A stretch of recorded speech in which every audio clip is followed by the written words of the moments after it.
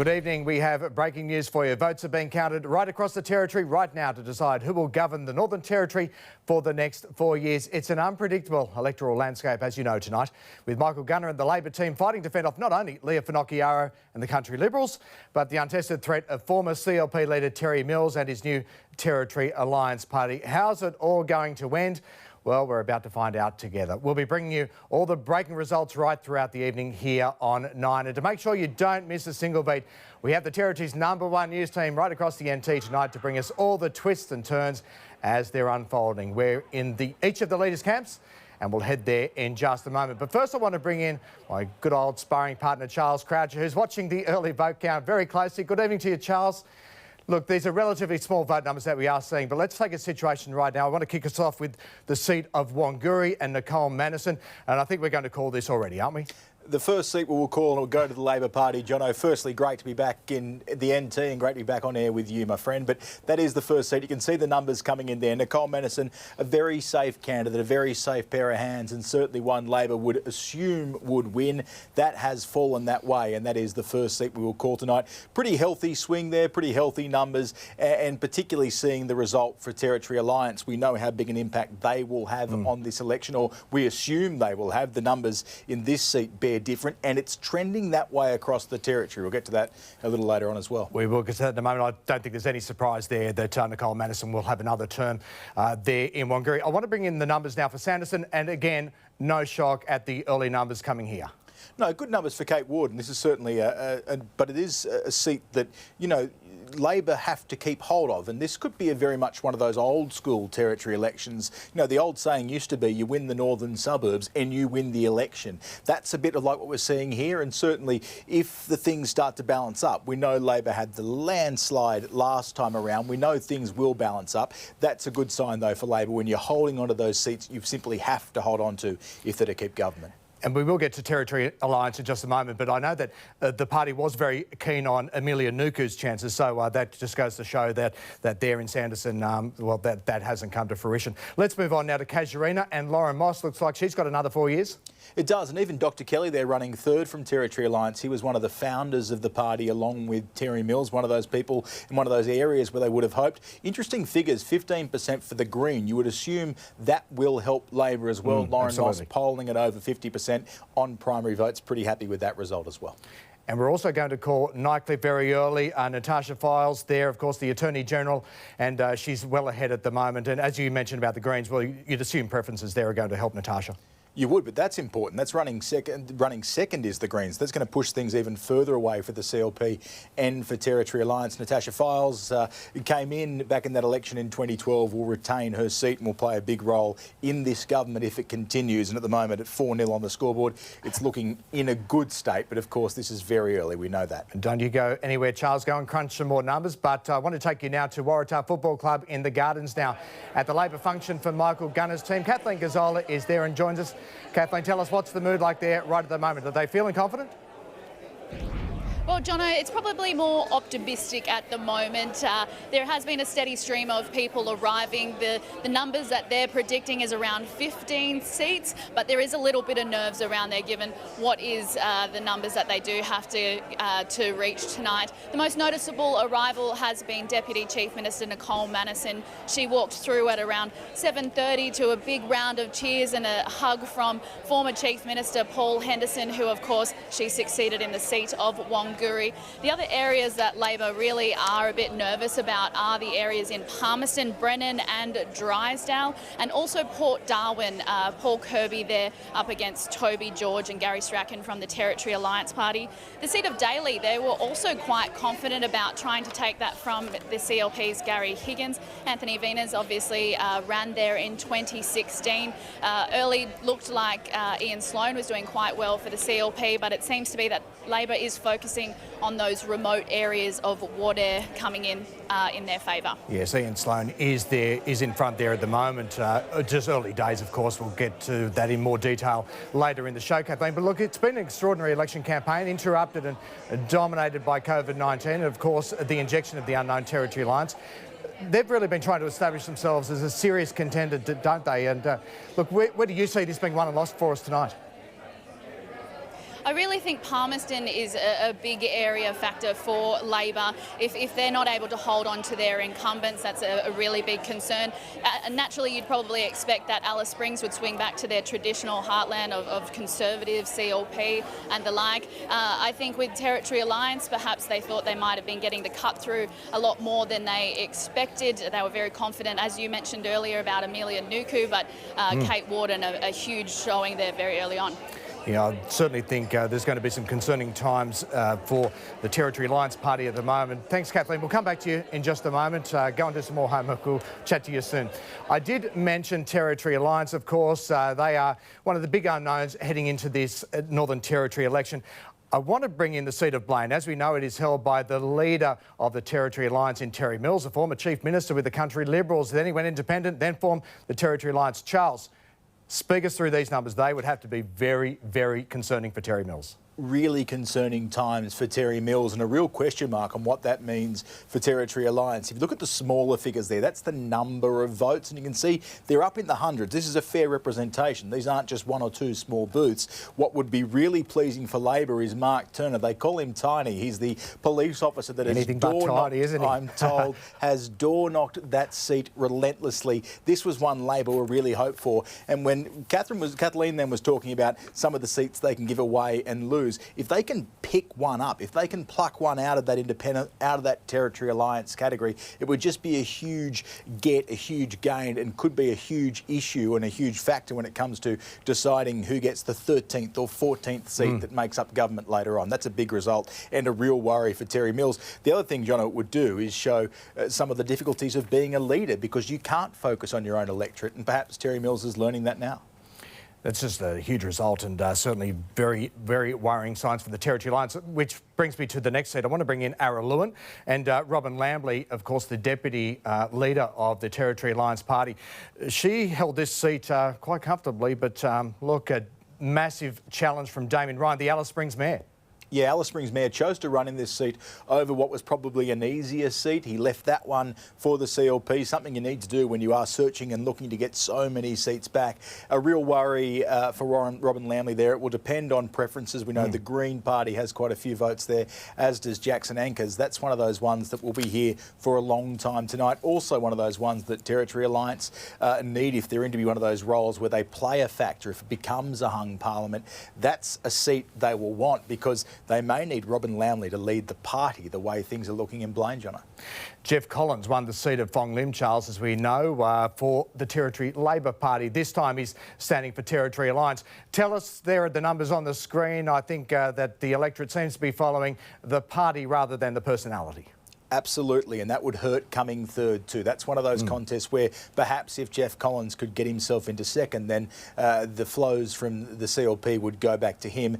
That one looks like it's going back to Labor. Again, another pickup, and that just increases the margin of error, increases the comfort zone for Michael Gunner in the long run. Jono, that's the three seats we've just been through, the three seats that Territory Alliance came in, and they're behind. They're third in two of them and behind in all of them. A real worry for that party. Of course, down in Katherine, Sandra Nelson held that seat for Labor. She's retired at this election. Speak us through these numbers.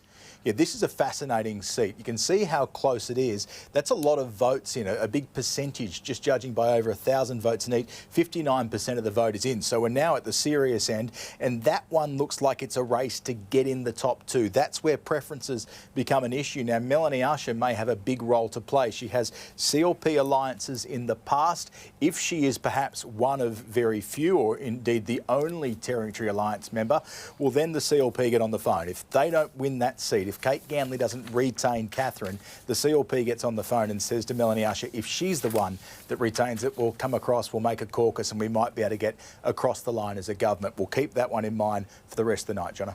OK, Charles, thank you very much. I want to bring in now our reporter Ainsley Koch, who's at the CLP headquarters. Ainsley, how is the mood there? Sorry, at the Territory Alliance. Sorry, Ainsley, Territory Alliance. They would obviously be a very sobering mood there at the moment, wouldn't it? It is a little bit at the moment. We haven't seen any sign of Terry Mills yet. He did say he was going to lay low tonight. We really haven't seen many of the Territory Alliance members here. We did see Gary Strachan earlier, the member for Port Darwin, but it will be interesting to see who does turn up tonight, given that it's not looking good for Terry Mills at the moment. He is polling third in the primary votes. Jeff Collins is trailing behind as well. So this obviously isn't ideal for two members of the Territory Alliance leadership team. How that will go tonight is yet to be determined, but there is a bit of fun happening here at the moment. Lots of people enjoying the festivities here, but as I mentioned, we haven't seen much of the candidates yet. We are expecting Melanie Usher to poll quite well, so she could be one saving grace for the party, and whether or not Jeff Collins joining Territory Alliance will be a fatal mistake given the way that he's polling tonight is yet to be determined. But yeah, a fairly sombre mood amongst the few candidates we have seen here, but a lot of fun happening otherwise. Trying to lighten the mood, good Territory spirit. Fantastic to see it still alive and well. Ainsley, thank you very much. We will come back to you later. I want to bring in the numbers now for Spillett. Let's take a look at this seat. Leah Finocchiaro, of course, the leader of the Country Liberal Party. And Charles, she's well ahead at the moment on primaries. Yeah, well ahead on primaries and over 55%. So over 50% is all you need really to retain the seat. However, there is a swing against Leah Finocchiaro, and that perhaps suggests in that 11% picked up there by the Territory Alliance candidate that is eating into the Conservative side of politics. With Terry Mills as the leader, that's probably what you'd expect, more so than Labor. Now, in this seat, it doesn't look like it's going to have an effect. However, further down the line, there could be an issue, and it would really rely on preferences in these three-corner contests, where they flow and if they all flow back to Leah Finocchiaro. Now, look, only 16% of the vote. That's probably the reason we can't call that seat just yet. It is certainly one that the CLP will have already on there, up in their whiteboard on the fridge, I'd imagine, as one of their own. But this shows how difficult some of the counting is going to be tonight, because there are those three-cornered contests. Leah Finocchiaro hasn't been in the job as leader for long. She's put her party, though, in a chance to win, which you remember 4 years ago when we spoke with Dave Tollner on the panel and said, is this the end of the CLP? And he said, you know, it might be. It was oblivion, wasn't it? Yeah, clearly that's not happened, and Leah Finocchiaro has gone a long way into improving things so far. And look, she may be the one that leads the party beyond here and into new pastures with a new team. There's been a lot made of the lack of experience in the party. She's one of the very few with parliamentary experience, and that will mean something, particularly as these seats fall, as they gain back seats that probably are traditionally CLP seats, and see where they can go from that. So that's a good result in Spillett, a swing slightly against the sitting member, but they'd be happy with that result. We've already called a couple of seats for Labor. Let's bring in now Arafura, because the numbers are looking good here for Lawrence Costa at the moment. Yeah, that's a good result for Lawrence Costa. Arafura is a Labor seat, certainly one they'd like to retain. The word from the Labor camp is that things are going okay. We just can't afford too many more surprises in Darwin. So any of those seats around Darwin, Arafura, you know, if things don't go that way in Katherine, but also the idea of picking up seats like that one in Blaine, perhaps like Fong Lim, that just builds that buffer that we spoke about, Jono. And when you see strong results like that for Lawrence Costa, 57%, you know, a fair chunk of the electorate in, that's 1 in 5 votes counted. That's a pretty good result. Let's take a look at the seat of Barkly now. Of course, this follows the retirement of Jerry McCarthy, and Sid Vashis is the new Labor candidate, 39.7% of the primaries at the moment, but trailing Steve Edgington, a very high-profile candidate for the Country Liberal Party. Yeah, this is one of those ones, only 17% counted, and that's probably why being a bit conservative with the numbers. This is one that the CLP simply have to win if they're any chance tonight. And they were confident as well, Charles, in this seat. They were very, very confident, I can tell you, that Steve Edgington would have enough numbers there. Yeah, and looking at those numbers now, it seems like it's the right move to make. This is a pretty good result for them so far. Again, get up over 50%. The independents are running as a bit of a no-show so far in that seat. And while Sid Vashis has some solid support, that is a big primary swing against Labor, against him in a seat that has gone Labor for so many years with Jerry McCarthy there. So that's going to be a worry in the future. For now, though, it looks like Steve Edgington can be almost packing his bags for Parliament.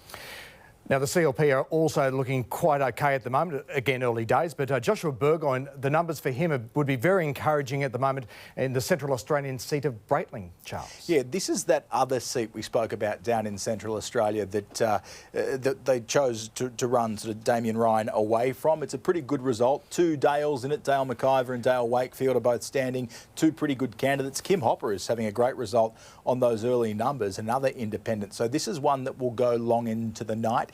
It's one that certainly, again, the CLP would be confident of getting back, one they think they can get back. But Dale Wakefield has been a member of the government, a member of the executive team, a minister, and has been performing pretty well and pretty well known in that area. This probably just shows, Jono, the difficulties you can have when you take so many seats like they did in 2016 in traditional CLP heartlands like Alice Springs. Central Australia is coming back home in many ways for the CLP, and particularly this seat, which, you know, has such a long history. Adam Giles, of course, in the past, and something they'd hope to see return if they are going to make a comeback, be it in this election or 4 years' time. One important thing to mention here as well as we look at these numbers, they're just primaries, but Dale McIver is sitting at 10.7%. This is one of the 3 seats in this Territory election where Territory Alliance has decided to preference Labor, so we need to take those numbers with a grain of salt, I suppose. Let's move on now and have a look at Daly. Of course, this is just one of 2 seats held by the CLP, but it does follow the retirement of Gary Higgins. How are the numbers there? A pretty strong result for Ian Sloan, you'd say, so far. A quarter of the vote is in. He's just under 50%. Gary Higgins led the party for a while. He's well known, but Anthony Venus is a good candidate. He's run in the past. He's well known in that area. CLP would be pretty happy with that. It's one of their old heartlands. They're starting to win it back and fight back. You know, again, if we'd said 4 years ago this was going to be a 4-year turnaround, you would have thought perhaps we were crazy. It's probably an 8-year plan for the CLP if they're being really serious. They think they're in with a chance tonight, and, you know, with so much going on, it's 2020 after all, why wouldn't you? But that's an important seat if they are to win that back tonight, and things tracking well so far. Ian Sloan runs the Berry Springs Tavern. Dare I say, it might be a big night there tonight if those numbers continue, Charles. A very good night there. OK, let's take a look at Fanny Bay. Of course, we know it's Michael Gunner's seat. It was a very high-profile candidate, though, running for the CLP in Tracy Hayes, the former Chief Executive Officer of the Northern Territory Cattlemen's Association. But, look, based on those numbers, Michael Gunner would be feeling rather comfortable with himself at the moment. Yeah, pretty comfortable, and a swing to him, which might be the surprising part. Pretty difficult as a Chief Minister. Michael Gunner, though, has put himself at the front of Labor's candidates, certainly the front of their coronavirus response, and that has been almost the entire campaign, you know, throwing the kitchen sink at it. As he said time and time again, it would be a big win for Michael Gunner if he can get up over 50%, not have to rely on preferences. But, you know, with the Greens, and you'd assume some of those Territory Alliance preferences will flow to him as well, he's pretty safe. That's one we'll be clocking into the Labor column pretty shortly with over a third of the vote counted. However, as we saw with Terry Mills, it can be difficult when you are the leader to retain your seat. We've seen that time and time again. Adam Giles lost his seat in 2016. It's not always a rock-solid guarantee. So that is the first win for Michael Gunner, you'd imagine, tonight, and he has a much bigger prize on his mind, though. Yeah, we mentioned leaders can get rolled, and we remember what happened 4 years ago with Lynn Walker out in Nhulunbuy, what is now Mulka. Let's bring in those numbers now, and this is just a 2-horse race. It was one of the most intriguing contests 4 years ago. Independent Mark Guila ended up getting up by just 8 votes, and it's another tight one again this year. Yeah, really fascinating set. I'm just trying to look to the actual, the raw votes there, because it was so close. As you said, 8 votes in it in the end. 990, sorry, Charles, to interrupt. The primaries I have at the moment, Lynn Walker, 991, and Ingemar Goyle, 959. Okay, so really close. That's right, and still really close, and one that will go on. I dare say we may not have a result there tonight, because the other thing we should mention, and probably something we can speak to now, is the amount of pre-polling vote that went on. I think it was well over 50%. Yeah, 50%. More than 52, more than 1 in 2 people had voted before, and that means because of that rush, we'll get those all dumped in at some stage. Because there was such a high turnover in pre-polling, it means that postal votes won't be counted until tomorrow, and that could mean some of these seats aren't decided tonight. And if it's a close election, it could mean the election isn't decided tonight. But that is one of them, one that Labor will be hanging on. And again, we keep saying, like Blaine, like Fong Lim, if they can pick one back, they can get one from the other side back in their column. When you're starting with 16, it just makes things so much easier and gives the buffer for some of those surprises that might come in the northern suburbs, might come in Alice Springs, or might come in Darwin itself. And Walker has been one of those electorates so far this election. The results been swinging both ways, so we'll keep an eye on that as the evening progresses. Nelson, it has been held, well, forever, I would argue, by the independent member for Nelson, Jerry Wood, Charles. He's not running at this election. He's been throwing his support behind the new independent candidate. But that said, a very strong showing here, and you dare say a result for Gerard Maley. Yeah, only 12% counted. Gerard Maley is under 50% of the vote. This is one of those ones, because it's people used to voting for an independent, perhaps you're going to see the preference flows a little more chaotic, a little less normal than you expect. Gerard Maley would like to get over 50%. It's one the CLP, again, simply have to win if they're to win government. This is one of those ones that, you know, you pencil in probables, you pen in likely votes. This is one they have to win if they're going to win government, and they are ahead at the moment. We'll see how those preferences flow. As you said, Jerry Wood has been down there for so long. He has. That was just his electorate. This rolls off my tongue, Charles, the independent member for Nelson. Exactly. It's just what he's known since, I think, 2001. Like, he's just been part of the furniture in the parliament, so well known in that area. You would probably assume it's a Conservative electorate just because of its regional base, because of the way it's gone and the way it votes otherwise. But look, it's an electorate he's worked. He's thrown his support behind the independent. Crucially, she is in second at the moment. So as those preferences flow, that's one that could have an impact later on tonight as well. And Gerard Maley was the beaten candidate in the election 4 years ago, so he's done very well to stick around and stay very much in the electorate's eye. Yeah, prominent NT family, well known, a barrister himself or a lawyer himself, is known in the legal fraternity. That's a good result for him so far. As I said, that's one the CLP at their headquarters would simply need. They're coming off a basis of just 3 seats, so you need to have at least 10 others if you're going to form government. That's one of those ones they'll need. OK, my friend, we'll leave it there with you at the moment. Thank you very much, and go crunch some more numbers. We'll get back to you shortly, because counting is continuing. We're a long way from having a result, but as the results happen, we will be back bringing you everything as it unfolds. Stay with us. You're watching The Territory Decides 2020.